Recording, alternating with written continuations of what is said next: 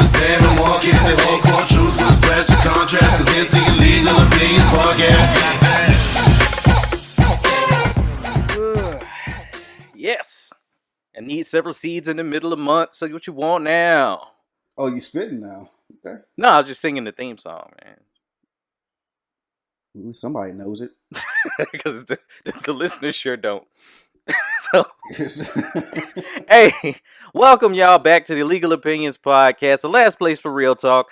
Come with an open mind or leave mad. The choice is yours, as usual. I'm your man, Sam Ridley. Sam, you get on my last nerve. The man you love to hate, here with my man, 100 grand, Marcus Palmer, in the building. Yeah. That y'all finally got to see in a commercial for those that follow the pod on social media. Good shit, man. Good shit. You know what I'm saying? I appreciate it, man. I gotta hire better assistants apparently, but we gonna work it out. Yeah, man. Yeah, man. That one ain't the one. That one ain't the one. You can't be too critical with people that are working for free. So, you know. Very true. Very true.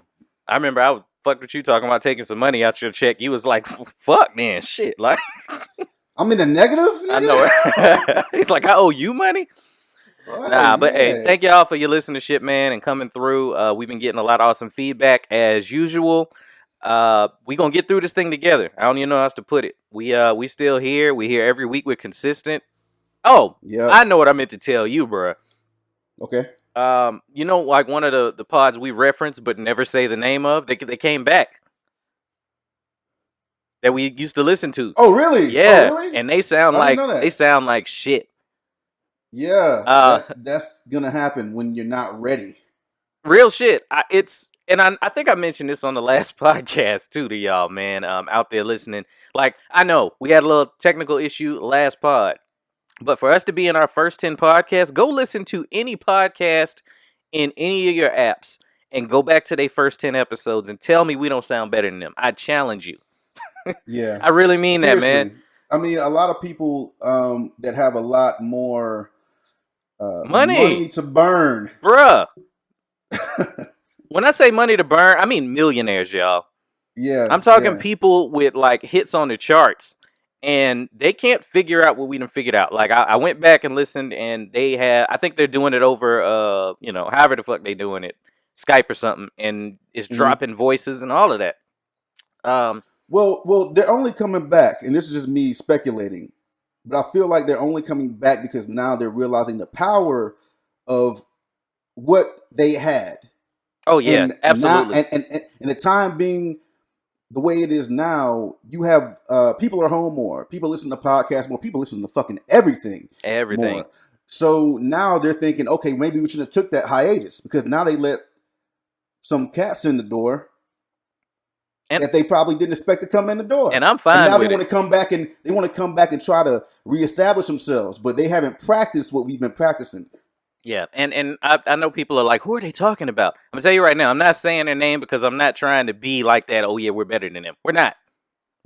But I appreciate the hiatus they took because some people have actually told me they feel that gap with ours and they prefer ours to theirs. That's major to me.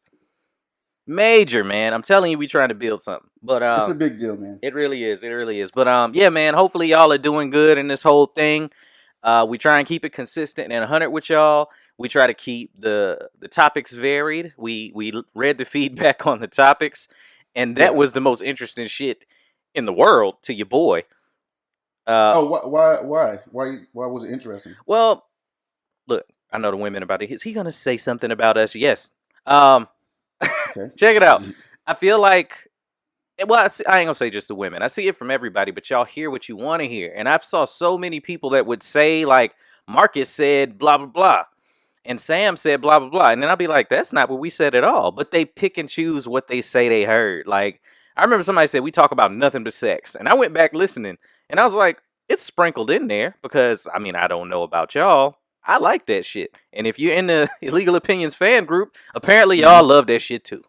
Oh, do they? Boy, Jesus Christ! If y'all think we talk about sex, join that room. And, I mean, be free. Speak on it. Do your thing. Listen to everything that we're putting out there. Like, yes, we do talk about sex, but maybe it sounds different because it being two males, you might be listening for that and expecting for that to come out more. So when it comes out, you're like, okay, there it is. Yeah, they're those men go talking about that thing they like. Yeah, it's pretty good. Pussy. Pussy. Right, yeah. Hey, Get it out the way. ladies, we could not talk about it at all and play y'all to the left. Like, that means we want you. We're interested in what you got. But no, I mean, we heard y'all about the females on the podcast. I think both of us have said several times T and Nita being up here was fucking phenomenal. Yeah, it's great. You know, and she will be back. We will have other females up here for that female perspective. But It's work in progress. 10 in. But ladies, 10 for in. real, tell your homegirls about this podcast. I think we're probably one of the best podcasts from two educated black men in America that will be honest with you.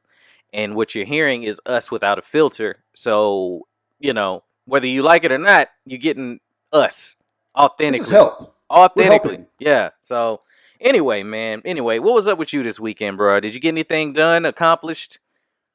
Anything piques your interest in the news?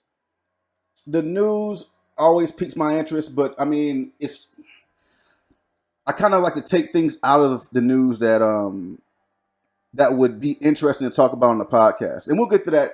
But no, man, I mean, I just worked on the house. I just replaced some fixtures in my house and put some switches in. Nothing crazy. Did a bunch of fucking cooking because what else is there to do?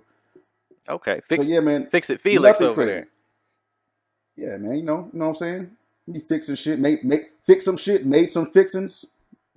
That's country as hell. Yeah, for y'all that don't know what a fixin' is, look, all the country ass listeners, I was looking at like the pod analytics, and I see we got a lot of people in the South that listen to the pod. So thank y'all and shout out to y'all. Yeah. All of them was like, ooh, some fixins, you know. That sounds like, ooh, is that your cornbread? Yeah. Hey, Claude's cornbread. That's a big ass piece of cornbread. But yeah, fixins is always a good meal in the South. So if you go down and somebody tell you they about to give you some ooh boy, you in for a treat. Yeah. But yeah, man. Yeah, loosen that belt up. What'd you hear, man? What'd you hear? I was talking to a friend of mine. He's in the.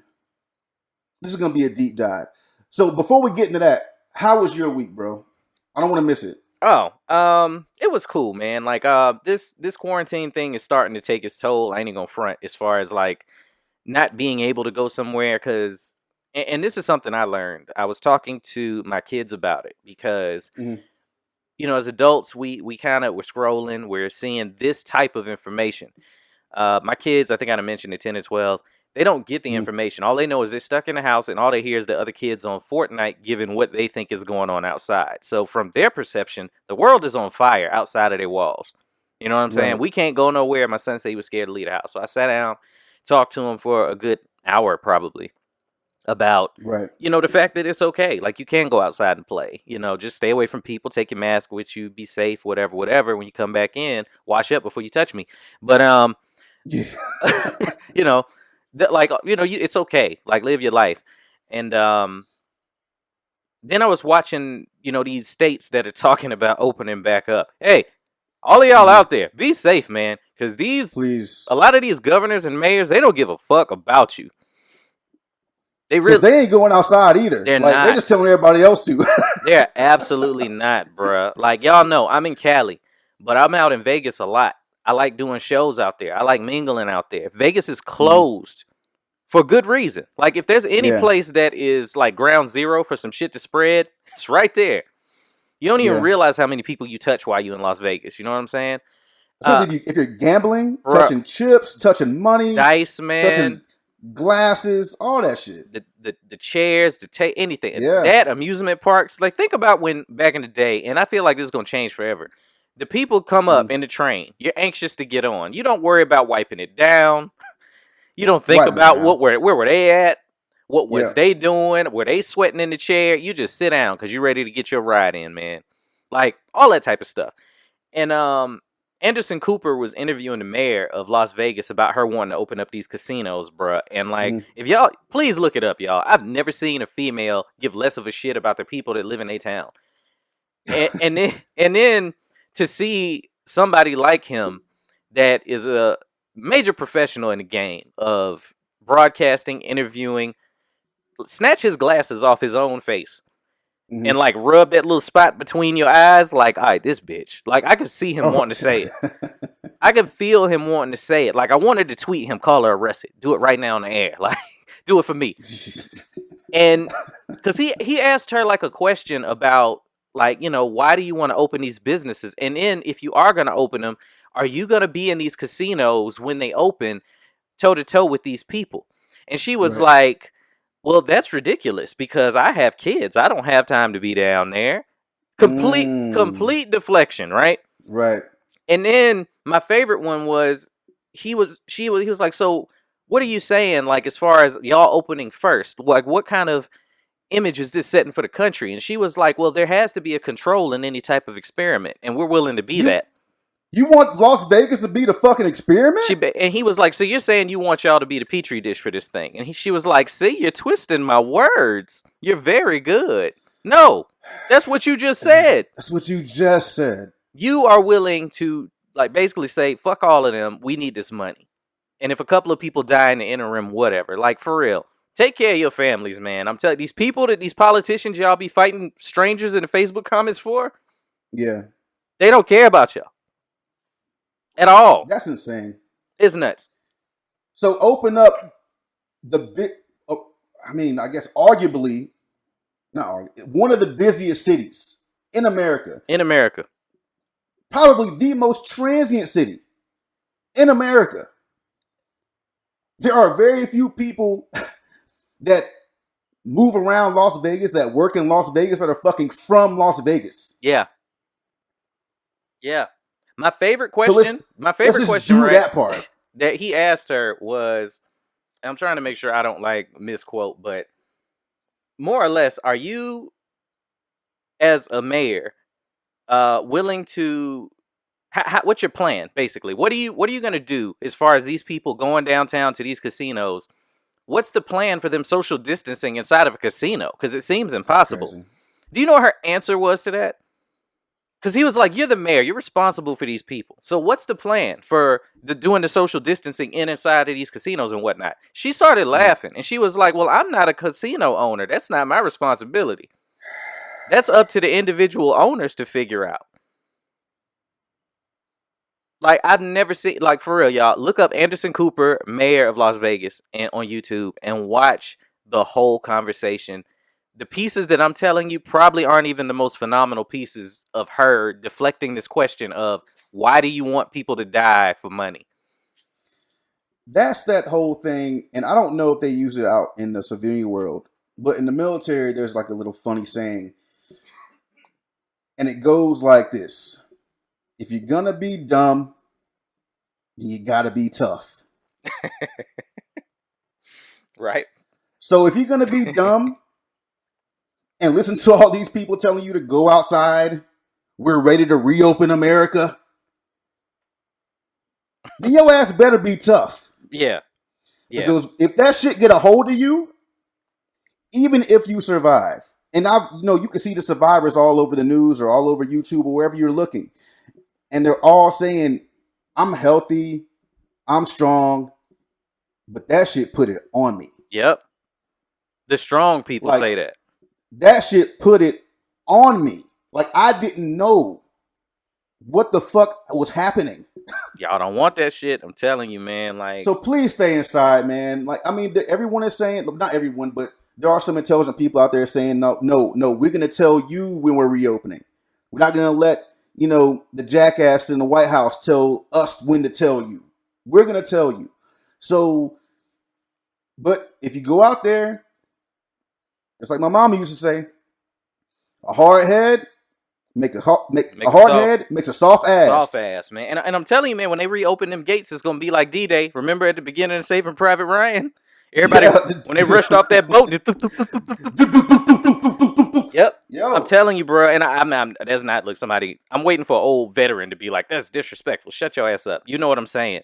Everybody's going to rush their ass out as soon as they lift this shit. And phase 2 of this going to be worse. I'm waiting for phase 3, bro. I'm going to let them go out to the malls and whatnot. And while they at the mall, I'm going to go back to the grocery store and get me some motherfucking toilet paper. And I'm going to go back home and I'm going to chill on out until we hear, hey, so I guess the mall and everything else is reinfected because everybody ran out when they said it was cool. No, I'm telling y'all, I'm telling y'all, man. I mean, it's not over. And this is when, I mean, back a couple of podcasts, I was telling you I was arguing with a homeboy of mine out in California where he was saying, look, man, I know the national news is saying this thing, but I'm out here in LA. Trust me. This shit is not a game. It's really not, bro.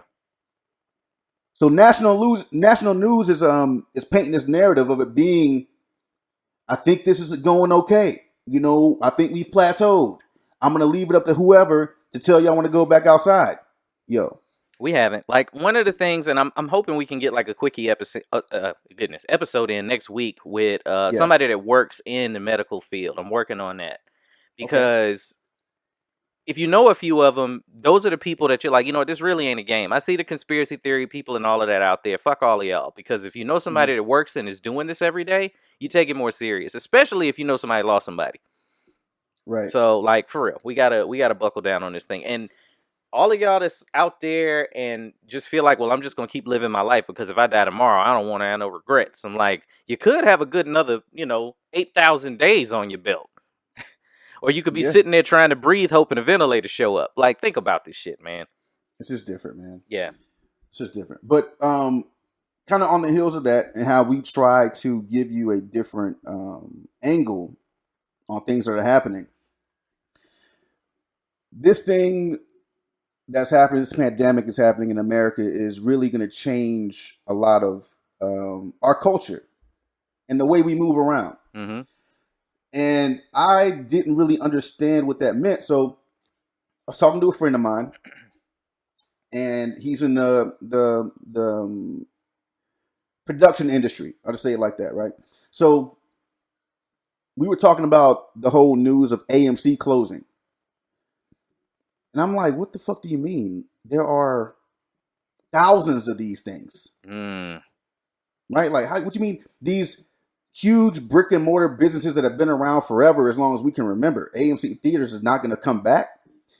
He's like, no, I don't think so. So I said, I don't like just break it down to me, because I can't see them continuing to release movies and AMC saying, okay, well, we can't, like, we're not coming back. Like, that's great that you guys are going to keep doing that part, but we can't show them. So he says, well, they're losing a fuck ton of money right now. Yeah. I said, how so? Of course, not showing movies, right? He says, but they don't make money off of the movies that they show in these theaters. AMC makes $0. Yep. Off of the movies. Just the way the contracts are structured. And I said, well, what do you mean, dog? Like, ticket prices went up from like $8 to fucking $12 to now $15 or $17, depending on where you live. That's why popcorn is $19. So exactly. So he says, well, they had to increase the ticket prices because the movie budgets went up. At one point, it costed for a blockbuster movie was $100 million. Yeah. I was gonna say 90, but yeah, 100 was like, wow. What do you need 100 for? Yeah. Right. So, but now movies are like 200 million, 250. If people are spending to make these movies, these big budget movies.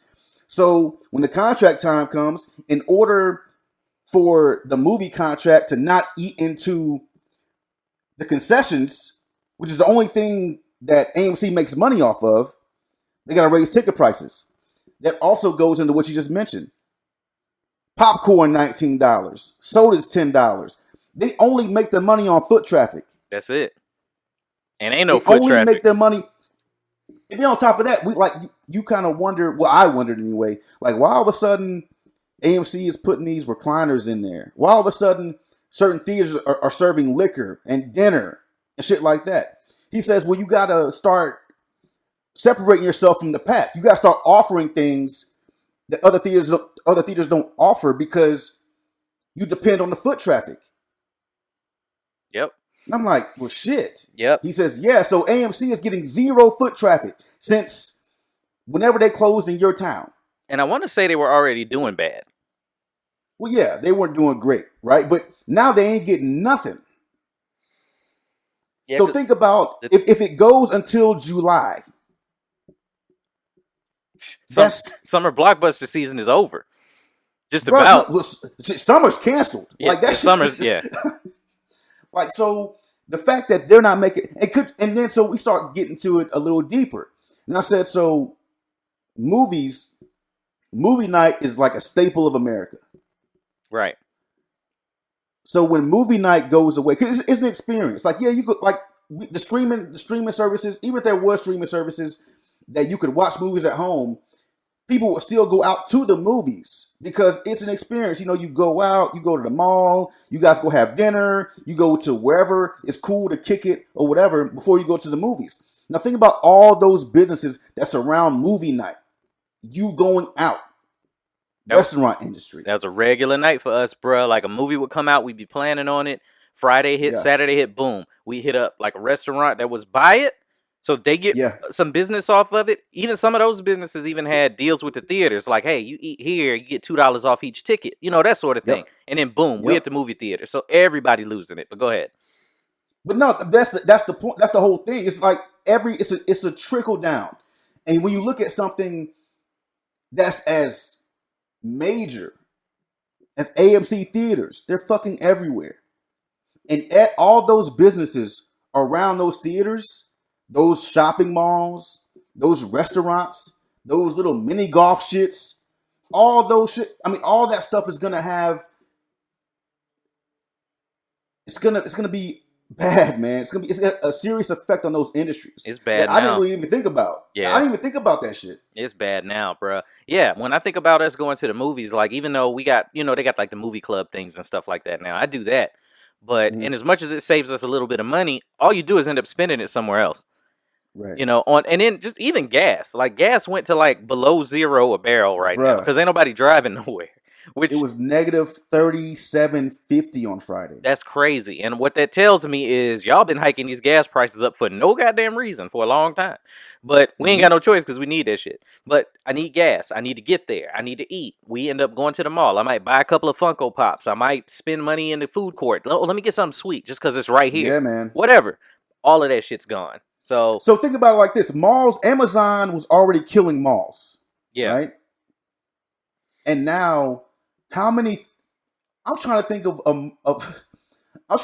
mall around that doesn't have a movie theater in it. Nah, I can't think of one. Even our little ass mall, like they got one. Actually, we got two. Now that I think about it, before I get to the mall, I passed two. So yeah, they're everywhere. Think about that shit. Kids just wandering around the mall buying bullshit. People wandering around the mall buying bullshit, waiting on their movie to start. And that was us. What I found interesting too is like, aside from that, the studios that were planning on putting movies out, you know, they put out a movie schedule like 5 years in advance. Mm-hmm. All that shit is pushed back, or they got to make the hard choice. Are we just going to drop this on, you know, Vudu or whatever, doing the movie at home thing? But I think, because I remember people being like, oh, movie theaters are done, man. Because they put like Invisible Man and Trolls and something else. Sonic the Hedgehog. Mm-hmm. All those movies that are coming out right now, it's like, we're just going to drop them on streaming services, right? Yep. And it was like, well, they kind of fell in a bad basket. You know, they had no choice. They were already in theaters. And now that whole box office run, they're not getting it. And they're not going to get it. So those movies had to. But if they never even touched the theater, I can see a lot of movie studios just being like, man, we're going to sit on this, bruh. This thing got to end. Like, especially like Marvel movies. Regardless of how you feel about Black Widow, and I know you're like, man, that shit gonna flop. Everybody's gonna see it. Anybody don't want to watch no goddamn Black Widow. I'm telling you, man, it's Marvel. They're gonna be in the building. They're gonna be in the building. And if they drop it just on a streaming service, they're not gonna, regardless of what me and you think, and I know we're gonna get to another one later about something like that. That is a movie that they're gonna see because you don't want to miss a piece of the story. And if they drop it on a streaming service, they're gonna lose like a good $100 million. Off top. So I guess my question is, why wouldn't they charge you for the streaming service just like they would charge you at the theater? Like, what's the theater charging you? $17? We're gonna charge you $20 to rent this movie. And they are. That's like the Invisible Man. They? Yeah, Sonic and Invisible Man, they were like, these movies are still in theaters or would be, and you can't see them. So it was $20 to see Invisible Man. But it's 4 people over here. That's $5 a ticket. That is nowhere near the like $45 they was gonna get if we went and got popcorn and whatever else. But I'm sitting here eating shrimp. I'm good with that.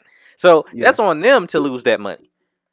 Now you could say $20 is cool because the majority of that money was going to go to the studio, but like you just said, all that $45, maybe 50 cents of it goes to the theater for the transaction. Maybe, yeah. So maybe. So they're still losing money. Everybody's got a lot of hard decisions to make. Hell, from the time this pandemic started to now, have missed out on about 9 shows. You know what I'm saying? Yeah. And that's opportunities to see people. That's opportunities to sell merchandise. Opportunities for people to find out about this podcast. Like, right. So it's hitting everybody. It's hitting everybody. I'm interested in. Okay, like you were saying, even if Universal or Disney or whoever is selling a movie to a family for $20. Mm-hmm. I wonder if they're in the works. I mean, how much money are they spending right now, right this second, to build their own streaming service? Like, is Universal like, okay, fuck this, we got to do this ourselves now? Universal don't have the content. I don't think. You don't think so? Well, this is what I mean by that. Is I mean, NBC has a streaming service. I mean, so I think Universal could do something. No, and I think that they could. Universal does have a lot of stuff that falls under the Universal umbrella, but they're no Disney. You know what I'm saying? Like, Disney got National Geographic, for God's sake. Like, when you're that bored or need something to fuck to, like, their shit's whack too. They got that type of shit. So, it's, I don't know. I feel like it's a different animal. They would have to build something from scratch, and they can, because, but I think that's a slippery slope. If they build it, and then this thing actually does all the way end, which I don't foresee. I think American culture's forever changed. Right. Are they going to pull it back and go, all right, these are in the theater and these are going to streaming? I don't think so.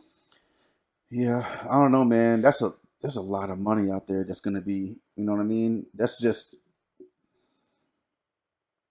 I'm sorry. I got lost there thinking No, you're good. I was thinking about the service industry in Vegas, right? Because that's something that we didn't think about. Service industry and all those hotels. Now I'm thinking about the service industry that have to do with the movies being made. Yeah, and all those assistants and the grips, and I'm not talking about the actors. I'm talking about people that go and find the sites to make these movies. The designers, the computer scientists and engineers and artists, and I'm like, God, wouldn't it be crazy heavy, if man. I remember before all of this, people were worried that they would replace all the actors with CGI actors. You can have somebody come in there and do the voiceover face stuff. And that might take 2 people, so you're still social distancing, right? And then they got your likeness, and now all you got to do is go home and record your lines, and then they just put you in the movie wherever, and then have some other dude come in and do the CGI, and the movie's made. Like, what if it turned into that, where everybody was CGI in their movies? If they can make Samuel L. Jackson fucking 25 and Captain Marvel, it's not far-fetched for them to do that. Yeah, I mean, they could. It would be cheaper because you're paying somebody like that $20 million. What's this doing to the porn industry? Man, people been fucking at home. No. I mean, you can't. What do you mean? You're not social distancing at all if you fucking. So like you got somebody there with a camera and 2 people pushing air all over the room. You know what I'm saying? Just... The major. Look, Jesus, the major porn companies, the West Coast, the Brazzers, all that shit's been going downhill anyway since people started making home movies with their own cameras, phones, or whatever. So that's what I look up anyway. The porn industry, yeah, definitely. The porn industry is gonna rock. They like, oh, okay, well, we're gonna keep doing this thing. Yeah. So I can't believe people are still doing the OnlyFans thing though, but that's whatever. Man, they get hacked every other week. There's been 2 different like big patches that came out with a link to it where you can just look at their shit.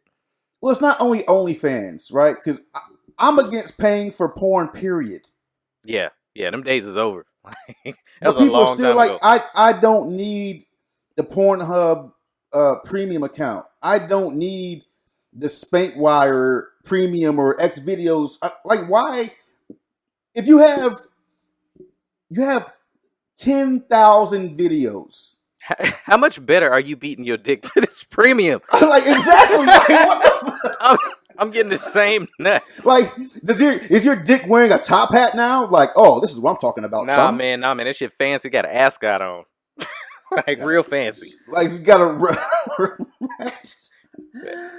my dick with an ascot on is fucking hilarious. You got to put an ascot around the dark part. You know what I'm saying? That's what's I don't up. understand. Like, why are you doing that? All right, man. Let's move. What's next? What's next? Moving on. So, all right, let me address something. Let me address something to the fans right now. Okay. One, I heard people say, well, it sounds like y'all are just two friends having a conversation. Well, we are friends, and most podcasts are a conversation, so I don't know what the fuck that means. Yeah, that's true, too. But, yeah. I heard somebody say that they wanted us to talk about sports more, right? All right, let's get into it. All right, so let me tell y'all right now. Like, I think you want to talk about Gronk going to Tampa? Gronk. All right, we talked about it. Okay. I think I told y'all first pod that, like, I'm not a huge sports head, but I do watch it. However, it's fucking boring to talk about, and the reason I say it's boring is because it's like 90 other pods that are talking about sports, and for real, maybe y'all want to hear us talk about it. I just had this epiphany, bruh, just now. Okay. They want to hear us talk about it because fucking the sports networks can't even talk about it right now. Man. Oh my God. That is the worst shit ever. If you try and watch sports on the sports network, they have nothing to say about sports right now. Nothing. It's a week of talking about The Last Dance, Michael Jordan / Chicago Bulls doc. Oh, and y'all that want me to talk about this Michael Jordan documentary, let me tell y'all some shit. That shit was 30 years ago. And maybe the documentary, to me, tell me if I'm wrong, is for white people. Okay. What? Why is it for white people? It's just for white people. And the reason I say that, bruh, is because Michael Jordan, LeBron James, Mike Tyson, Holyfield, Tiger Woods, y'all. Tiger Woods, Floyd Mayweather. They talked about in every barbershop, black barbershop, across the country every single fucking day. Okay. Every single day. I went back to Virginia to do some shows Christmas time. Them niggas was having the same conversation they was having when I left 15 years ago. Mm-hmm. I was like, y'all still talking about fucking Jordan versus and Pippen and all that? So for me, I'm like, y'all are making a documentary about shit that black people are thoroughly invested in. And not to say that Michael Jordan was just watched by black people, but the backstory, it's been discussed so much.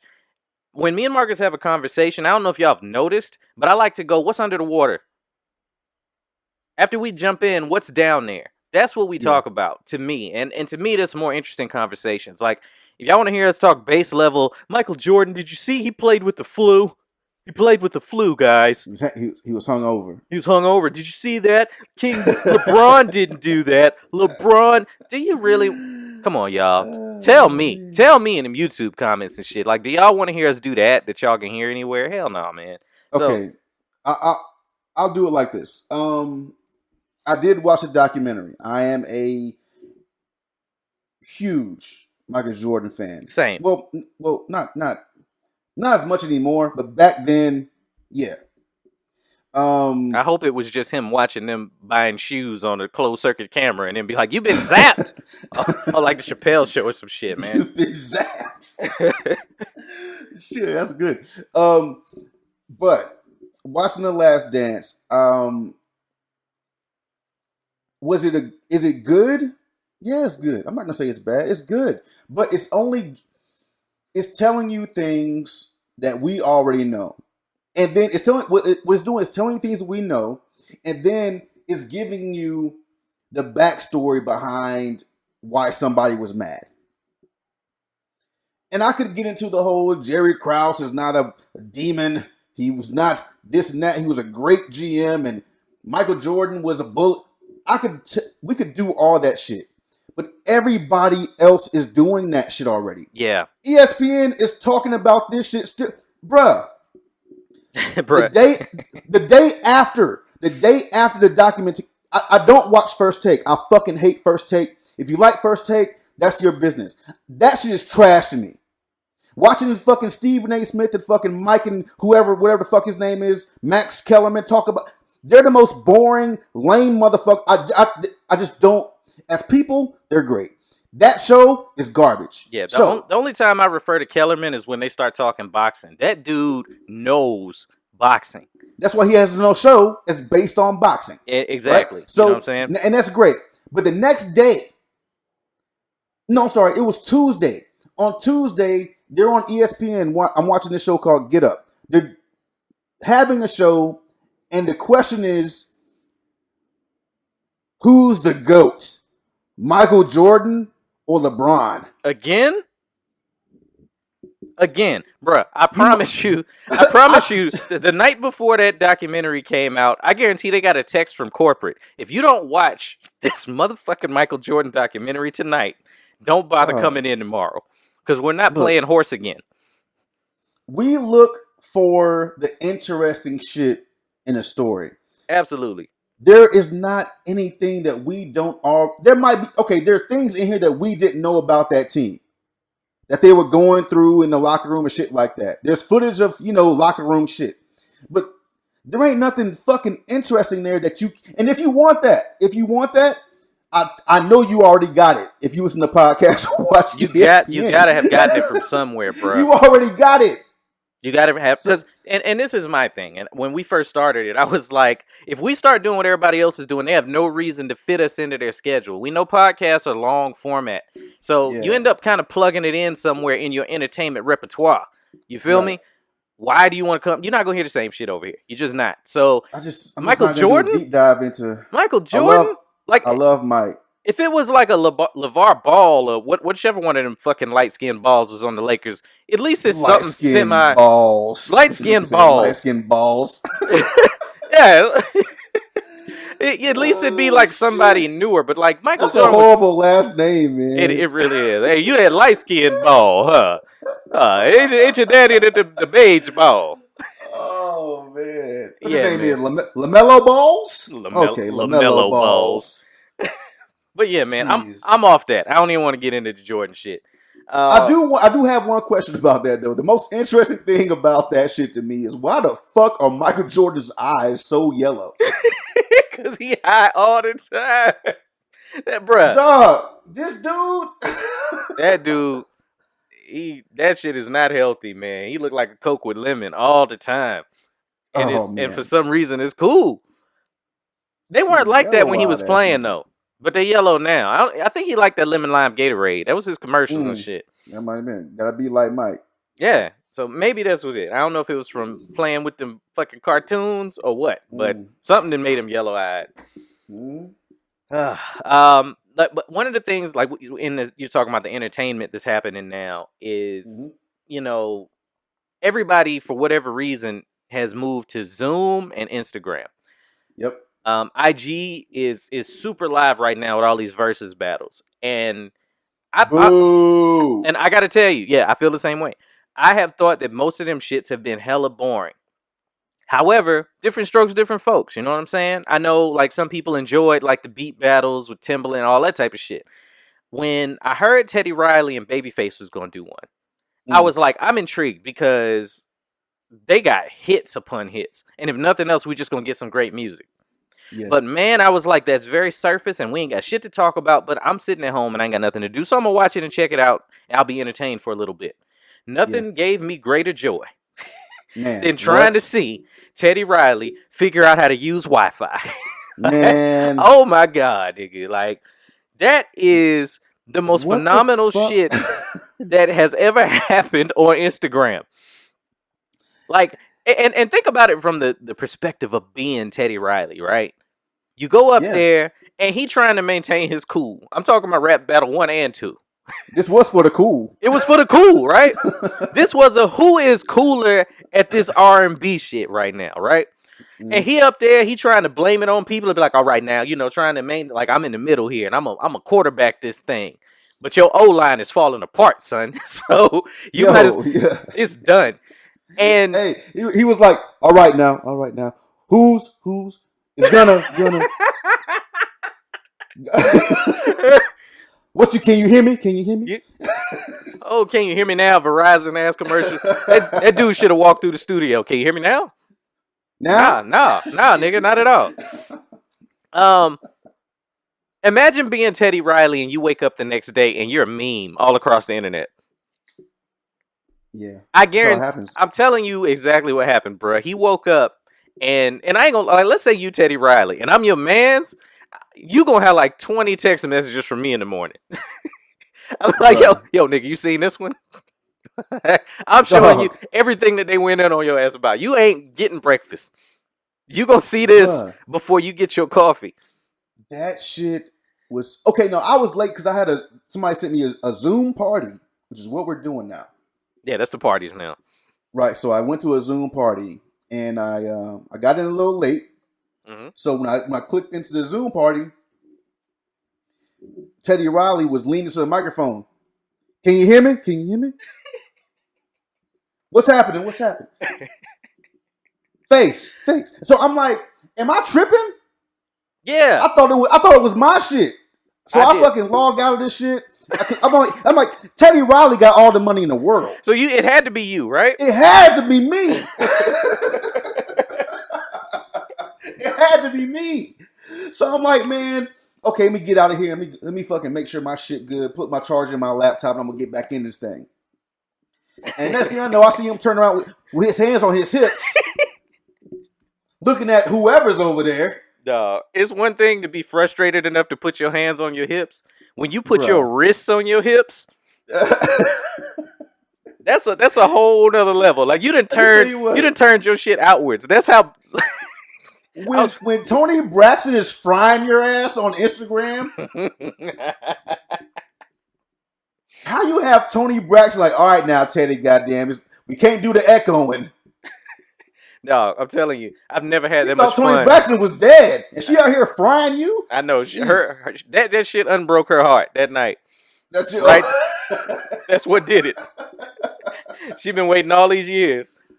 Jeez, man, that shit was It was painful, bro. Bro, the TV was crooked in the background. The TV the was hype crooked. man, the hype man on the side. Who is this dude with this super beard and this fucking windsuit on? And I don't understand. And I think he was the dude that was supposed to be like the man. You know what I'm saying? Bruh. But check it out. This is the difference between the two of them. Okay. Okay. As of 2020, and I'm talking right now, Babyface, his net worth is estimated at more than $230 million. Damn, Babyface. Still, think about the last time you heard Whip Appeal. He still has a net worth of 230. Okay? Same search, same verbiage. 2020, Teddy Riley, $4 million. Holy shit. All right? Yo! So, like I said, like Teddy Riley to us he's a giant to me. You know what I'm saying? Like when I think 90s music and great Black Street music, guy. Yeah. I think Teddy Riley, I'm like, yo, and I know he has done a lot for other artists, but his net worth is approximately about $4 million. And it's less than that, actually. It's 3 point something. I round it up. I mean, that's what happens when you spend all that money on Beijing for your face. Oh, shit.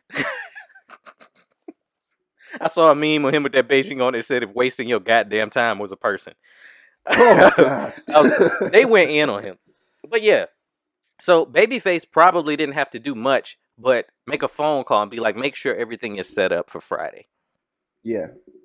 Face was probably like, hey, y'all. He was like, I ain't playing with you, nigga. I ain't gonna do this again now. That's it. So. And then round 2 came. You know what I'm saying? Because I promise you, Face and Riley, they got each other's phone numbers. Oh, yeah. So I promise y'all, he probably got up in the morning and was like, no, we doing this shit again, bro. And Face was probably like, yeah, man, because, like, this ain't one of them situations where nobody knows it but me. Everybody knows you was fucking Nobody up. knows it. So, for you guys that don't know, Nobody Knows It But Me is a Babyface song. If they don't know that, they just ain't with this part of the show. That shit slaps. It goes super hard. Super hard. They were like, we got to do this shit again. And yes, like all respect to Teddy Riley. He did redeem himself in the second one. It was still a little patchy. Mm-hmm. It was still some parts where I'd hear a click and I'd be like, did that nigga just push a button on a tape deck? It sounded like that. And I'm gonna tell you the coldest part about it was Babyface was sitting over there so cool.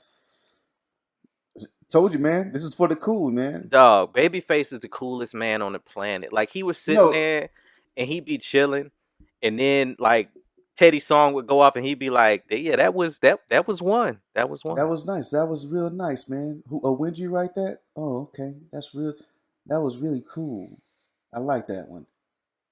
But let me see. When I'm gonna dog, this nigga Babyface, you say he's the coolest nigga. Babyface is the shadiest. You took it as shade? Dog, Babyface is super shady, dog. And I mean, like, funny shady. Like, if you're in on the joke and you know where he's coming from, Babyface is funny as fuck. Dog, he's talking to Teddy Riley, and I think after Teddy Riley plays Jam by Michael Jackson, right? Mm-hmm. Or I'm sorry, Dangerous by Michael Jackson. He says, "Oh, I didn't know you wrote that song." And he said, "I didn't know you did that song."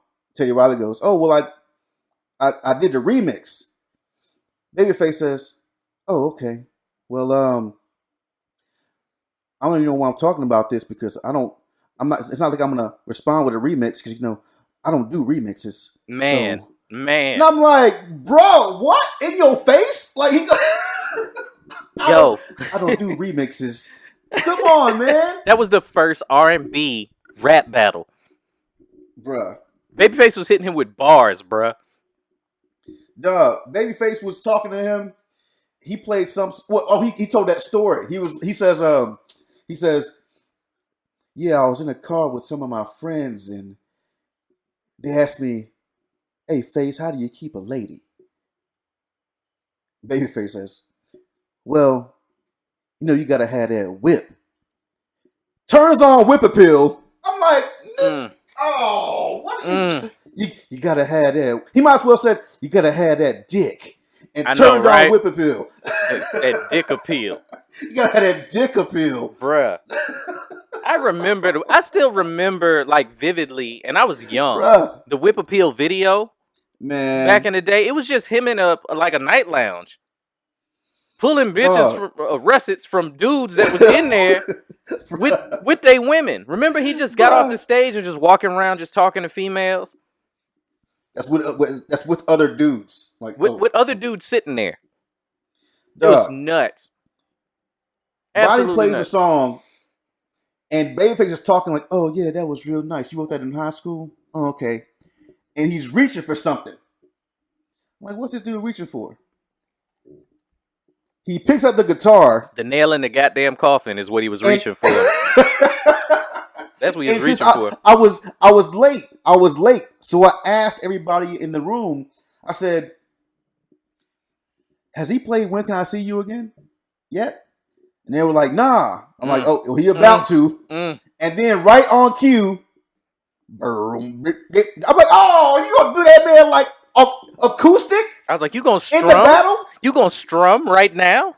You gonna strum it right like, now? God, what the fuck?" Because look, and Teddy Riley got some hits, but he didn't even. Babyface didn't even get into his Boyz II Men bag. No, he didn't. He didn't have to. He didn't even have to. Come on, man. You're never going to be smoother than Babyface. I'm just putting it out there. You're not. And then, Teddy Riley spent that 3 day or that gap between round 1 and 2 figuring the sound out. He wasn't like, "Man, I should bring an instrument." Let me tell you what happened. No, he did. He figured it out halfway through When Can I See You Again when the shit went out. And then the next time Teddy Riley came back up, he was in the fucking room with a piano. He switched whole rooms where the piano's at. Now he playing piano and shit. I'm like, oh, no, it's too late. No. See, you tried to transfer. You tried to move around. Your signal died. And now you in there playing. Man, that shit was sad, dog. Like, Babyface didn't even get into the Waiting to Exhale soundtrack bag. Yeah. That soundtrack, I want to say, went platinum on its own. I mean, it was mostly Whitney Houston, but still, like that, he didn't have to. And I heard some people saying they felt like Teddy Riley won. Like, Who? How? I heard some people in the comments. It was like, man, y'all hating, Man. man. This dude is a legend. Blah blah. I'm not disputing the fact that either of them are not legendary. They are. You know what I'm saying? That's like when Jay-Z and Nas was going at it. They both legends, but there was a clear winner. I'm not getting into that right now. There's a clear winner. There's a clear winner. It was clearly Face, bruh. I'm like, you're just not going to be smoother than that man. You're just not. And I bet you a lot of people that didn't know the amount of music that Babyface put out are now fans of his. It was insane. He says while he's waiting on Teddy Riley to continue fucking stealing Wi-Fi from his neighbors, he's sitting there waiting on him to get back on. And he says, well, while I'm waiting on Teddy, I'll play a white song for you guys. I'm like, a white song? He picks the guitar back up and starts playing this shit with him and guitar legend Eric Clapton. Bruh. Are you fucking serious, though? Bruh. Like, this, I'm telling you, if y'all didn't see it. There are levels to this shit. If y'all didn't see it, and you're out there listening right now, like, it's up there. It's on YouTube. You can go watch the whole thing. The whole thing. It's legendary. It was one of them things that, you know, with us being stuck in the house, it wouldn't have happened if things was normal right now. And hopefully, like, when things get back to normal, maybe this will even be a show. You know what I'm saying? They get people like that together and, like, really do it studio quality. You ain't got Teddy Riley trying to wind up a tape with a pencil. None of that. Oh, shit. You know what I'm saying?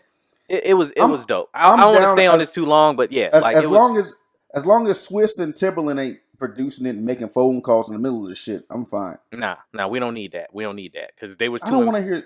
They was too important. They was too important to stay up there.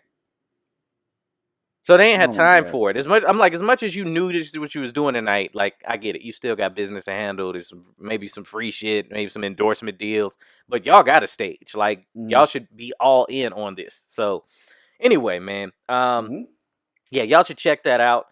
I also checked out Black as Fuck. That's a new show that just popped up on Netflix.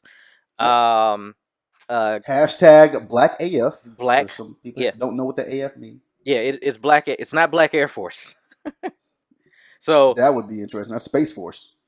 Yeah, like, so if y'all want to check that out, great show. It's another Kenya Barris show. If y'all don't know, he's the ish man. He did mixed-ish and black-ish and grown-ish. But all you know, issues. On all the issues that are on networks that require you to be family friendly. So you already know if you're on Netflix, you can kind of go off the rails a little bit. So to me, it's shot like Modern Family, but it's got blackish tones. I thought that too when I was watching it, just with the way the camera angles are. Yeah, it's shot reality show shoulder style. cam. Yeah. So I checked that out this weekend, and immediately I was like, I wonder what people are saying about this show, because I enjoyed it. Okay. From the first episode. I liked what they were doing with the character, because he couldn't come in and be the same as the dad on Blackish. He couldn't be that. He couldn't be what Anthony's doing. It needed to come off different, especially if you're calling it Black as Fuck. But for me, I immediately understood the joke of it being called Black as Fuck. I feel like black people get very literal with certain things. And this show, you know what I'm saying? With this show, they was like, oh, yo, this show gonna be black as fuck. Mm-hmm. And then, of course, you know, you go in the comment sections and stuff, and people was like, yo, man, I can't relate to this cat, man. These cats got money. And these cats is doing well. How I'm supposed to relate to this white show. This is a white show. And like I said, me and Marcus always try and find, like, what's under the water. Let me dig in these ripples a little bit and see what the hell's going on. That's not the conversation I want to have about the show. What does it mean to be black? Okay. And I think that's what they were getting at, because whether you're black with $10 or 10 million, you still black. So the people that I'm seeing online, and I'm not saying just like, I'm talking about lawyers, I'm talking about people that work in fast food, are saying that it wasn't black enough. So at what point do you enough? Right. So at what point, you know what I'm saying? Like, at what point do you cross the line into, oh, this ain't black enough for me? Like, what does keeping it real fucking mean? If we're all here to do better, you know, to get somewhere. Kenya Barris is extremely successful. Fucking crazy. Like, it's not even fair. Say what you want about Tyler Perry movies, and I'm gonna get to him in this too, because there's a point to be made there. The dude is crazy successful.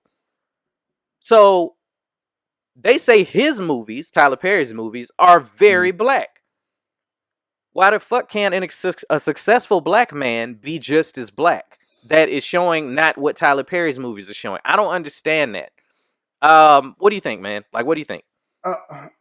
Okay, you made the comparison to the Tyler Perry stuff and to what Black as Fuck is doing. To me, and I'm not trying to throw shade at anybody that doesn't get it, but to me, Black as Fuck, Boondocks, the Black Woman Sketch Show or the Black Lady Sketch Show or whichever one of those pronouns is used in there. Those are more highbrow comedies. Like, you have to take yourself out of the situation that you're in order to laugh at some of this shit. Do I have $100 million? No, but I can watch Black as Fuck and get it. Yeah, I can watch Blackish. I don't have that money. I could watch Blackish and get it. And let me tell you something from my standpoint. I just started watching Blackish because I thought just the title of this shit was corny. I remember us having that conversation. Yeah, and I'm like, I'm not watching that shit. And now, if that shit's on fucking whatever channel, and I can watch 3 of them bitches in a row, they're funny. They give you a different look, and that's why I don't understand that hate in saying it's not black enough, because you're showing successful black families dealing with, of course, comedically exaggerated situations, but shit that people think about, shit that people go through. But then on the other side of it, you have Tyler Perry shit, which is, to me, is my personal opinion, is more lower brow shit. I think so too. And I've always it's more felt like dick joke, like old gospel dick jokes type of. If that's even a thing, gospel dick jokes. But get back up again. You can get back up again, dick. Get that dick back up again. So it's just one of those things where I don't understand. Like, I think my perception, I've tried to watch Tyler Perry shit. I can't sit through it. That's just me. Some people can't sit and watch a Black as Fuck or a Boondocks because it's too highbrow for them. It's not funny enough right now. I need my laughs coming at me 100 miles an hour. Yeah, but like when Boondocks was out, as hilarious as those episodes were, there was a meaning behind most of them that people just skipped and just saw it for the laughs. Mm-hmm. You know, like when they talked about Martin Luther King coming back, it was hey, we're fucking up collectively as black people for what he was trying to do. Yeah. But y'all, they didn't pick up on that. All everybody remembers him mad because his face was on the McRib and shit like that, you know?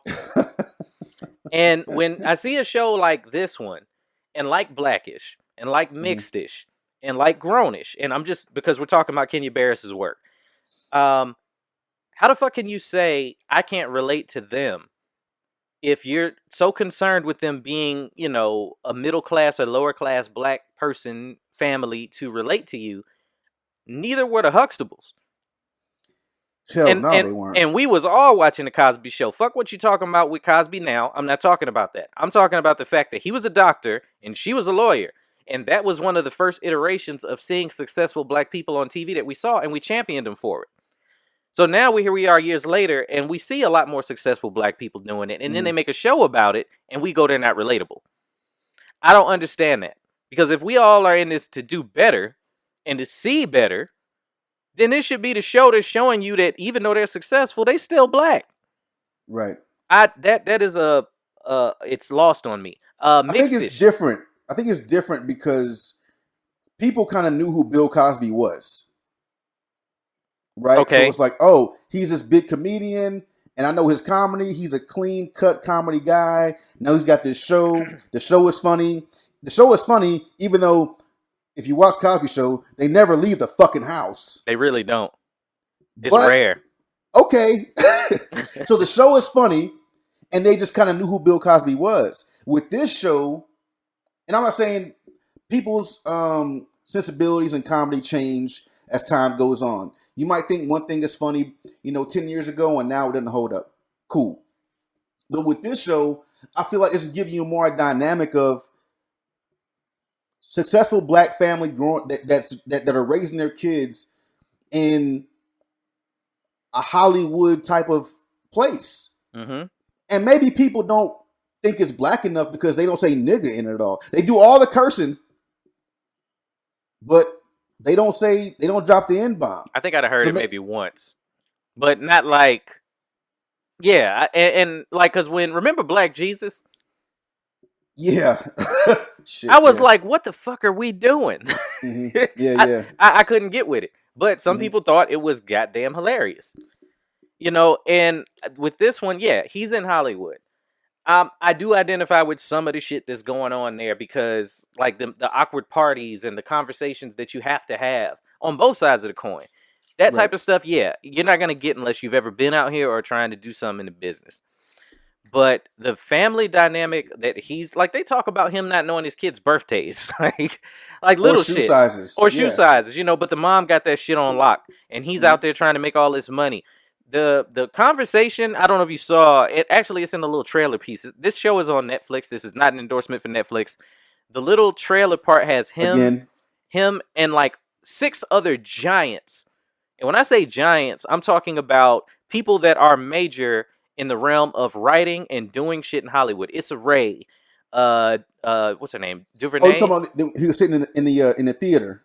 They were on Zoom. They had the Zoom conversation. Yeah. Mm-hmm. Bruh, that is one of the most brilliant conversations that I've seen scripted. As far as, I'm sure they had these types of conversations with each other, but of course they took it a more comedic route. Right.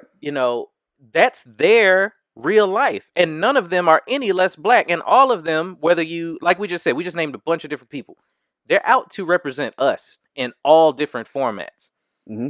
From the Hate U Give type of movies to the Blackish. Grownish is new age, different world. Mm-hmm. If you haven't seen Grownish, like the daughter from Blackish, basically when I went to college, and a different world was showing the college perspective in the 80s, 90s. Grownish is doing that now for kids dealing with the issues they're dealing with now. And nobody is saying that this show isn't college enough. Nobody's saying that Mixedish isn't fucking beige enough. That's not happening. It only happens with black. So I would love for y'all to let me know, like, what does being black mean to you for somebody to be quote unquote keeping it real? Because by some standard, I'm pretty sure I don't keep it real enough with black people. I'm pretty sure by some standard, Marcus, to somebody, because everybody got a different opinion, doesn't keep it real enough. Oh, you work in an office, bruh? Psst, what you doing? Yeah. I've been told that. I don't.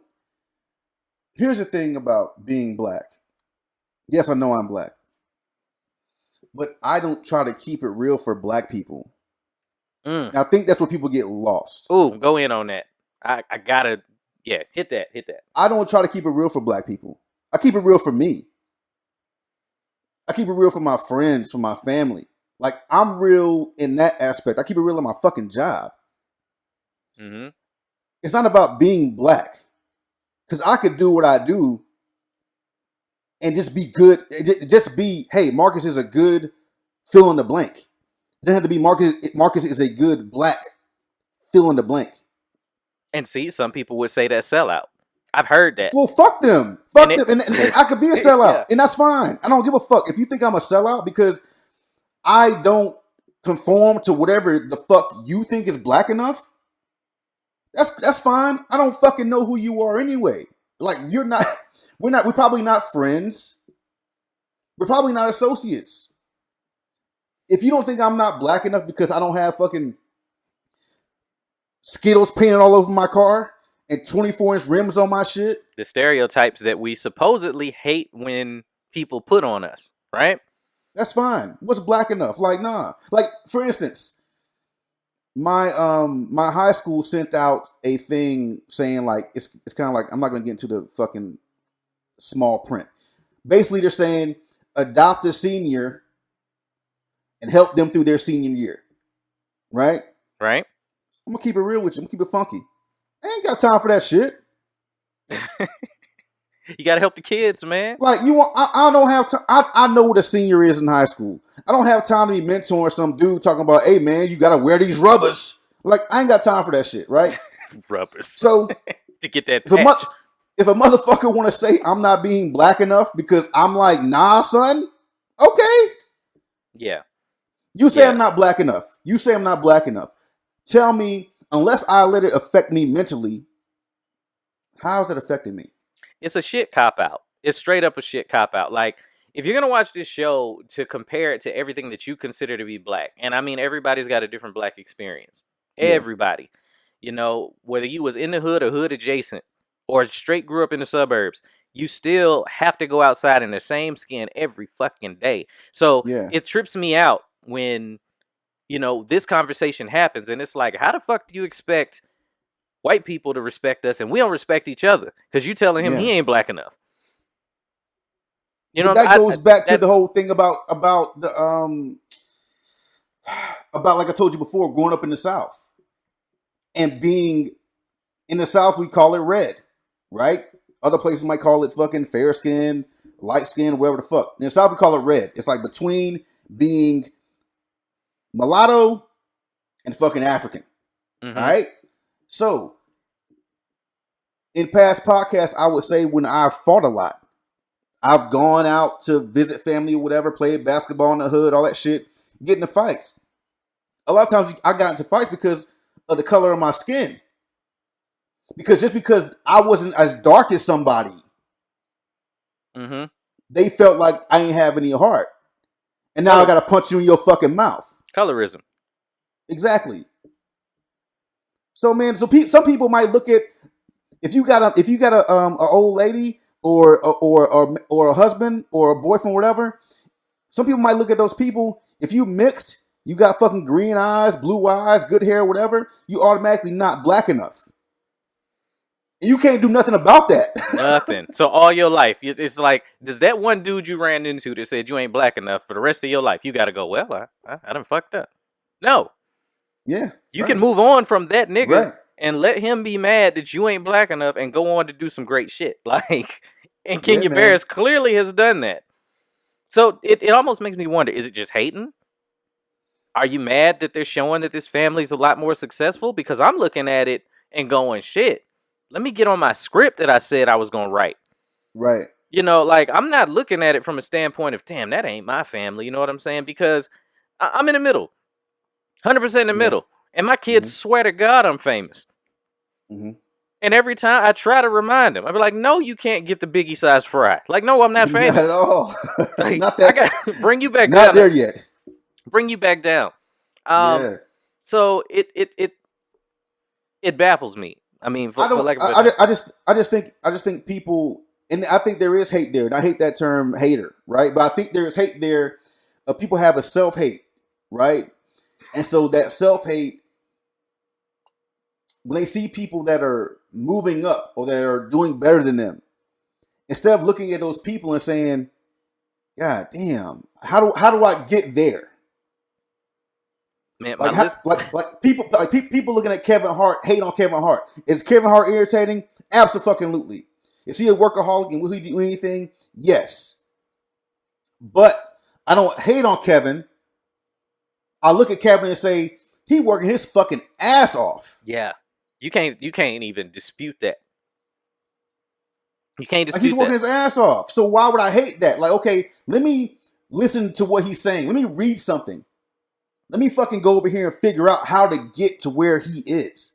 As opposed to hating on him because he does everything that they put in front of him. Because how can I hate on that? Like, like being somebody in a bad position. And you're looking at somebody like, God damn, I hate the fact that they're doing all this shit. Just think about it to yourself. If I had those same opportunities, I'd probably do the same shit. You probably would, man. I'm telling y'all, if you're out there listening to this podcast, hopefully, if we didn't make it crystal clear, we like the deeper conversation in this shit right now. I'm telling you right now, if you got friends that you've known, as long as I've known this man, 100 grand Marcus Palmer, and you're still having the same conversations with them that y'all was having 20 years ago, drop that motherfucker. Definitely. I say that with all the heart and soul of my chest and balls. Like, do that. Get rid of them. Because I remember like the me and him when we first met, and it was like bitches and where we going later. Am I wrong? No, that's it. I mean, for real, it Yeah. was some very, very simple, rudimentary. Yo, did you see old girl in the mall? She had the fat ass. Yo, it was because we was kids, bruh. Yeah. for Occasionally, sure. we get into some conversations like we having now. Now we talking about stocks, where we want to be next Yeah. year. We still Yeah. have those conversations because people do that. You know what I'm saying? But the people that you like, if you go back home, like if you left home, and they just still sitting in the same place, leave them the fuck behind. It is Right. not you doing a disservice to yourself to do better. And that's true. And let me tell you this: if you're listening to this podcast, and we're gonna, we've talked about a little bit of investing type of shit. Let's say this is when you know you're in the wrong room, and this is when you probably know you're not black enough, or fucking white enough, or brown enough, or whatever. Like if you're in a room, this is not just with black people. I'm sure there are some white people that go back home to fucking whatever podunk town you might be from, and we're all from some podunk town sometimes. And you can't relate to what your homeboys are saying. You're like, y'all want to go do what? No, I'm not doing that. I'm not jumping in the back of your truck and cracking open some natty light and just driving around all night. I'm not doing that. So there are levels to like this. This does span across races, right? So if you're in a room, and I've been in this room before, if you're in a room and you're talking to your friends or your associates or whatever, and you have to leave a room to have a conversation about money, or trying to get some money, and you have to leave the room because you don't want them to hear what you're saying because they might think you're a cornball, or they might be like, "Hey man, you talking about some money? Let me get some." Like, if you're in that room, just stop going to that room. Stop going to that room. There ain't nothing in there for you. Ain't nothing in there for you. Nothing at all. Nothing at all. I love being the dumbest person sitting in a room. What? If I go to a comedy show or something and they in there start talking business or whatever. And I've been on the other side of that where I go to like an open mic or something and I'm the veteran. And that feels weird too because I'm like, all right, a lot of these cats been doing comedy 2-3 years and they sitting here bitching about memes. Right. And I'm like, wait a minute, are y'all still on that? And it makes me realize how far I've come. But then when I end up in a room with a giant, and I'm sitting there like trying to soak up everything, but I don't have an intelligent question to ask because I don't know the questions to ask. That's the room I want to be in. Tell me the shit that I don't know. So if you're watching like Black as Fuck, Blackish or whatever, and you're like, oh, Dre works at this firm, and you know it's just a setup for them to talk about all this and that. I'm like, yes, but that setup is also him having come from what, like Compton? Didn't he grow up in the hood? Yeah, something like that, yeah. So I'm like, why are y'all not seeing that part of it? Like, what part of it is not a journey for him and him enjoying the fact that he got his family out of that situation? Some people can't see that far. Why? It's right there. They don't see it in themselves. Because they don't see it in themselves. Like, and those people are comfortable being the semi-smartest person in whatever room of jackasses that they're in. And let's go back a little bit. Like you said, people get a bad connotation from that the term being the dumbest person in the room. Let me tell you what, if you're being the dumbest person in the room just means that people that are in there have had more experience doing the shit that you want to do. Okay, maybe I didn't explain that well, but that's what I meant. Yes, but even further now, if you're in that room, you're not dumb. That's just something we tell ourselves. Like, let me just shut the fuck up. If you can shut the fuck up, guess what? Nobody knows what you don't know. You don't know. All the shit you don't know. Just sitting there and shut the fuck up and get some game. It's all right. I'm telling you, like I've been in, like, it's hard not to get starstruck when you finally see people that you've been looking up to forever. The first time that I did the Comedy Store in LA. Yeah. I'm walking in, and before I went in, I remember I took a picture, like, you know, you do it for the gram. Let me show people that I'm actually making these moves. I'm not just sitting at home. And I paused after I took the picture. I stopped to look down at my phone. I was like, oh, okay, that picture was good. I look up and Donnell Rawlings is sitting there. Oh, wow. Yeah, like boom, right? I'm like, and I immediately went into like, oh my God, it's Donnell Rawlings mode. And then I had to like mentally go, Sam, you're a comedian in this building too. Yeah. And I still went over there and did some groupie shit and asked him for a picture. All right. And And let me tell y'all, it's awkward. It's never not gonna be awkward, especially when you're supposed to be in that league. But god damn it, I'm like, I've been growing up with this cat, and I'm starstruck right now. So now I'm like, all right, let me get that out my system because I go in the building and Joe Rogan's on stage. That's Another giant, and I'm like, I'm here to perform with him in a, like in the arena of him, not on his show. You know what I'm saying? Right. So we find out what the lineup is on the show. Then we find out that Michael Blackson is going to come and headline the show. So now I'm like, wow, I'm on the lineup with Michael Blackson, and I've been a fan of his too. And my immediate first thought was, I hope I don't have to talk to him. I'm just telling you, like I'm telling y'all, y'all gonna get the real from me on this shit. And it wasn't I don't want the knowledge, I don't want it. It was like, you know what? When it boils down to it, what intelligent thing? Think about everybody listening. Think about your favorite artist, the artist that you would love to meet. What intelligent thing do you think you have to say to them that they ain't heard before? Yeah. There's nothing, bro. They've heard everything. They've heard I'm your biggest fan. They've heard you quote their lines. I'm sure Michael Blackson get people coming up to him going, "You motherfuckers," you know. Yeah. I'm like, I'm sure that's not old. Because I remember when I ran into Ezel from Friday, and he was so over it, nigga. Like he didn't want to talk to nobody. Like he didn't want to hear I can't get jiggy with this sheet. He didn't want to hear it, bro. So I was like, hopefully I don't have to talk to him. So I'm walking into our little, like the hallway where the comics are, and I pass Dion Cole.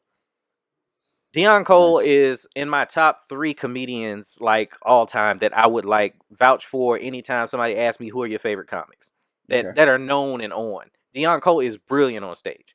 Mm-hmm. And I passed him, and I was like, you know what? I was like, hey, I'm gonna get in trouble if I don't take a picture with you, bro. Like the wife was like, if you meet him. Oh wow! If you meet him, she can see. And he let me take a picture, and when I looked at it, it was the blurriest fucking picture I've ever taken in my life because I was nervous. I was nervous, but you think I asked him to take another one? Hell no. Nah. We just missed that one. So I was like, all right. They was like, all right, you up in 15 minutes. I was like, all right, cool. So I'm walking up the steps because like the room where the comics sit. In this particular club's upstairs, right? I come around a hard left turn. Boom! Somebody just bump into me. Mm-hmm. I was like, man, who did? Michael Blackson. Ran into him. So now, ran into him, bro.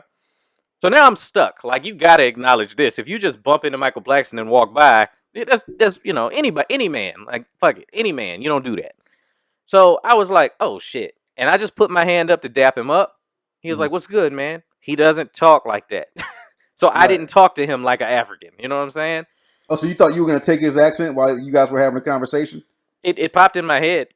That happens to me sometimes. When I talk to somebody for too long that's from somewhere else, I start mimicking them on accident. Yeah, just a little bit, right? Yeah. But he was just like, oh, man. He was like, my bad, bro. I was like, no, it's all good, man. I was like, hey, honored to be on the show with you. I don't even know what else to say. And he was like, enough said. We dapped up again, and we walked the fuck by each other. Right. And I was like, that's how it's supposed to go. In my head, you know what I'm saying? Yeah. I was like, I wasn't going to impress him right then. I wasn't going to give him my card. He didn't see me perform. He got there after I got off stage a little bit later. Like when because he was outside talking. I saw him go down. He talked to Dion, Donnell. They sat and they had a conversation. Why? Nice. That's his peer group. Yeah. I don't go over there. No. You ain't allowed at the table yet. That's where you bring yourself to get who is this nigga? Not gonna be me. I did my thing. I left. Let's expound on that a little bit. All right. So this is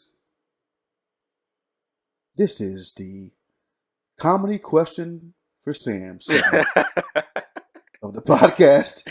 We haven't come up with a name for this yet. It's a work in progress. Oh shit! All right, so you be getting into your inside the Actors Guild voice. with that trying, man. All right, what's up? All right, so we were talking about Kevin Hart a little bit ago. I guess I mentioned him real quick, right? Mm-hmm. That's the top. Yeah, top of the comedy world. Absolutely. All right. So, do you think this is a quick question, a little tangent. Do you think he surpassed Chappelle up there? I mean, Chappelle has said that. Oh, word? Oh, wait, he said in the comedy thing where, damn, I need to raise my ticket prices because, Kevin Hart's tickets are... Yeah. All right. So, And that's what he was alluding to. Like Kevin is in the fucking, I won't even say the stratosphere. He's out of here, dog. Like okay. he's out of here because he So, found a lane in fame and comics and movies and animated yeah. films and like that. Chappelle just frankly wasn't interested in like that. Well, he does that cold as balls thing. Who does that? I can't remember who does that. Like Axe or some shit? Yeah, I can't remember yeah. who does that. But anyway. But anyway. So, he is the moon, right? Now, you were just mentioning all these comics that you were kind of bumping into along the way, that you've bumped into along the way. Mm-hmm. That was one night. That was one night, yeah, right? So, many more stories to come, but yeah. So, those are more, I guess, what you call like middle of the road famous people. I'd say they're above the middle. You think Deion Cole is above middle? I do. Well, and he's above. Well, he's on Blackish, so he's got a different kind of stream of income coming in there. Yeah, when He's you more hit visible. major network, absolutely. Michael Blackson and like the Donnell Rawlins, we know who they are. But Right. I also think that they have a good chance of going somewhere and nobody recognizing them off the bat, unless they run into people that followed them on the shows that were really big. Mm-hmm. Once you hit major network, you mainstream. So I don't think like Anthony Anderson, can go anywhere and nobody knows who he is. I think now, even if people don't know Deion Cole's name and his work, they'll recognize his face. I think they recognize his voice. And that too. Like they're very recognizable. So yeah. Like Kevin Hart, he's not leaving his house without somebody knowing he's Kevin Hart. So which would you rather have though? Like, would you rather have the fact that you kind of have to be noticed just by somebody kind of like staring at you in your face when you're in, Target or Michael's, something like that? Or would you rather be Kevin Hart where you got to leave, you got to have like a fucking entourage of security and Suburbans and shit no matter where you go? Like, what level of comfort would you like to have? Because those are different levels of comfort. I see what you're saying. I think, and this, I'm going to explain what I'm saying because this probably ain't going to make no sense. I think that the middle comic is the thirstiest comic for the reason you just said. Mm-hmm. And what I mean by that is, I would say Blackson, the people we were just talking about, they're above middle. So let's say I'm close to middle, okay? And the reason I say that is because I've been out in Vegas and somebody's recognized me before. I've been out around where I live at and people go, yo, I saw such and such that you did. That shit was dope. And they want to take a picture or stuff like that. And it doesn't happen a lot. I'm not trying to pump myself up, but the shit does happen. No, pump your shit, nigga. Yeah. He said, poke out your chest. Shout out to Kevin. So it does happen. And I'm at the point right now where, yeah, I can go to Target. Don't nobody know who the hell I am. It only takes one viral ass video for people to go, oh, that's that cat from such and such. And all of a sudden, everybody knows you. Shit can happen overnight, right? But if you're in the middle, let's say you're just trying to go out with your family and people are losing their mind when they see you, you can't enjoy yourself for real. I mean, you know what I'm saying? Like, so once you hit like a certain point, and I think it's an unknown, like it's just somewhere in there, especially if you live in a place close to LA and people just recognize you. Now you're in a point where people recognize you, but you're not making the money of the people for the amount of people that can stop you on the street, right? Yeah. So now you're chasing it to get to Kevin's point so that somebody can go to the grocery store for you because it's not fun anymore. And I don't say that on some like we don't appreciate fans. Absolutely. But just think about it from the perspective of the artist for a second. Right. Like they still got to live their lives, but at some point they can't anymore. And now their expenses are higher because they got to hire people to be around them. Because not only is it fans that are coming up and they want to take a picture, it's assholes looking for a check. They're trying to get you to get a reaction out of them so that, they can sue and all of that sort of thing. They got that phone on. Right. So you might run into an artist that you really love, but you don't know what other 9 people hit them up right before you did. And that's why they have an attitude. But they still got to be nice to you. Yeah. Because if they don't, you might be the guy that goes up and makes it go viral that they was jerks to you. And it's so much that goes to it. You know what I'm saying? So like I think I've said on this pod previously, like I'm not trying to be Kevin Hart. per Yeah. se. But if it happened, hey, that's just where we went. You know what I'm saying? At the level I'm at now, cool. But like if we got to the point where it was like, yo, that's Sam and Marcus from Illegal Opinions, that would be dope. But if it got to the point where we literally couldn't walk down the street, now all of a sudden they go, oh, they bougie, they got security around them. That's not necessarily for you. It might be for me to have some peace of mind. Yeah. Yeah. You know? I think that's what happens a lot. Like I've heard that a lot where celebrities have said, well, the security is not for me. The security is for you. Because if you run up on me, I might punch you in your fucking mouth. I don't know you. I think that what was that like? What was that happened to the baby out there in fucking Hollywood somewhere? He was in Beverly Hills, Beverly Hills or whatever, and somebody ran up on him in a clothing store. Yeah. Next thing, there's no security around. It's just the baby and his homeboy, and then all of a sudden, this guy catches a beat down for trying to be cute. If I don't know, man, I just think. I agree. Like having that level of success is awesome, but having that level of attention is a lot. That attention is different from that success, bruh. It really is. And people get weird around us off stage. And now that you're doing this with me, you see it, right? Like even online. Yeah. Every time somebody says something, I'm expected to read it as a comedian. I'm not allowed to be Sam to the people that are just fans of me. Right. You know, so if I read something and I read it as the words that is on the page, they go, oh man, I thought you'd take it as funny. Right. And it's, oh, I'm not allowed to assume that you're just trying to have a conversation with me anymore. I have to be Sam Ridley comedy all the time. You know, and that's what you expect. So when you see them and they just out with their family, grocery store shopping, you know what I'm saying? Grocery shopping. They're not in comedy mode. They're not in movie mode. They're not in commercial mode. They're just fucking Kevin. They're just fucking Dion. No shit. And that's dead ass serious. Like I was talking to someone, and this is, I have no fame, right? I am like negative famous. So don't think it's coming from a different place. But the rest is love you. I was talking to, I love potatoes too, baby. So I was talking to someone and they said that you don't sound the way you sound on the pod. And I said, well, this is a different muscle that's working here. We're doing a show. What are you supposed to do when you go to Burger King? Hey, motherfucker, give me a number one. So it's like you sound like chill. I'm like, well, I am chill. But when you're doing a show, like me being chill while doing a show called Illegal Opinions is not gonna convey what we're trying to fucking do over here. That ain't it, buddy. Yeah, man. Yeah, they want us to be the persona that they grew accustomed to. That's why when like Cat Williams and people like that, you know, you've been seeing him on specials and on Friday. A pimp don't know what to wear. That's what you expect him to do when you see him. That's not what he's gonna do. I want to talk to Cat. Yeah. You know what I'm saying? I want to be like, so man, you know, tell me about whatever, you know what I'm saying? Not to interview him, but like, that's what I'm saying. There's no cool way to do it. I've seen people get dumb awkward around me.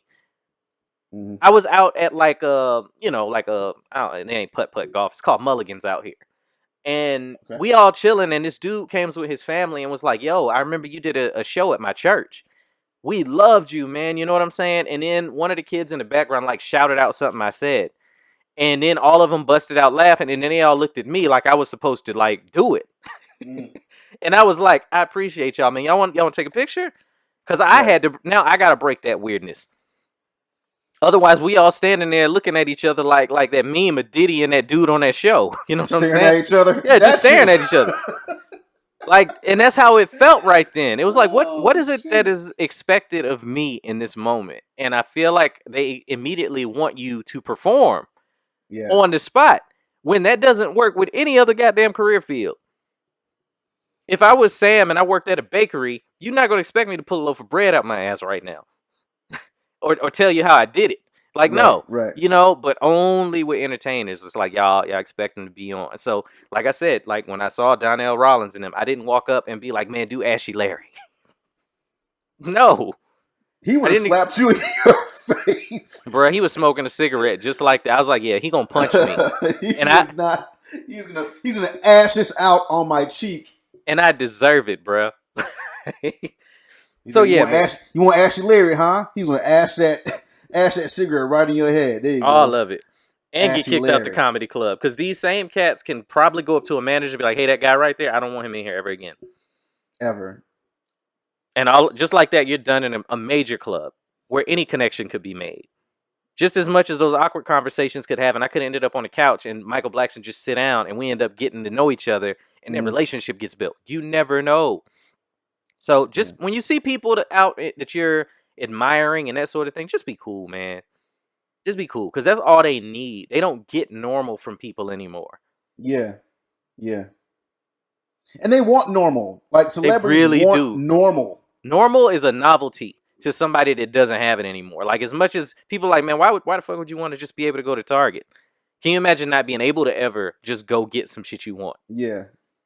You know, so you got to look at it from that. And yeah, you can pay somebody to do it, but there's a difference between knowing you can pay somebody to do it and having to pay somebody to do it. Yeah. You know, Yep. so yeah, you got to look at it from both sides, man.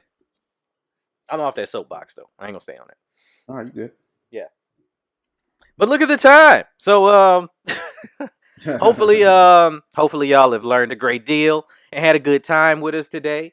I think we had a minimum of vagina talk to the ladies that hate us talking about your Pussy. Why they act like they don't like that? That shit sounds like something you would do instead of woosah and rubbing your ears. Just rub your ears and be like, and go pussy. pussy. You know the irony in that is if men completely acted like we didn't want none from y'all, as much as you, dude. Tell me they wouldn't be losing their shit. Like I got my nails done, I got my bra matching my panties. Like what my eyebrows are done. Like what? No, y'all do all of that for the attention of men. I know y'all don't want us to just want the pussy, but we don't talk about just that. Hopefully y'all can figure that shit out. But whatever, man. How do you think a woman will react if they got all done up, right? And you got a nice night, took them back to a Supreme Clean Motel 6 or 8, depending on where you're from. 8. Ooh, you balling. And then you got in there and y'all and you wanted to give the guy some pleasure, right? In that hidden valley, right? The ranch. Mm-hmm. You want him to put some ranch in that hidden valley. And then he was like, "No, I don't value your pussy. I just want to cuddle." Now, look, the coffee shop chick is probably wet as fuck right now listening. Yo, that's that poetry. That's that poetry. I'm here for your mind. What are you eating on? What are you trying? You gotta have that little drum. You know what I'm saying? Oh, you Teddy Riley. You went and got that drum out the car. All right. Even the Babyface like, what was that? You got a drum? That's cool. You got a drum? Oh, I don't do drums. And nobody knows. Oh shit. Okay, man. Oh man. Hey y'all. Hey, there's Illegal Opinions. Yep. Come with an open mind, leave mad. The choice is yours. Hopefully you enjoyed what we was kicking out today, man. Once again, shout out to the Illegal Opinions podcast. Goddamn. That's a new one. I'm sitting here with a Ciroc and lemonade, so don't judge me. But the podcast fan group keeping us rolling, keeping things engaged. I love y'all, even if you don't always agree with us. We're not here for you to agree with us. We're here for y'all to get a different perspective and maybe think about something a different way. But you're allowed to have your opinion. Okay? Keep that. Completely up to you. So we're gonna get up out of here, man. I'm Sam Ridley. That's my man Marcus Palmer. We love y'all, man. We love y'all. Please stick with us, and we got more to come. This Illegal Opinions, baby. We out. We are out.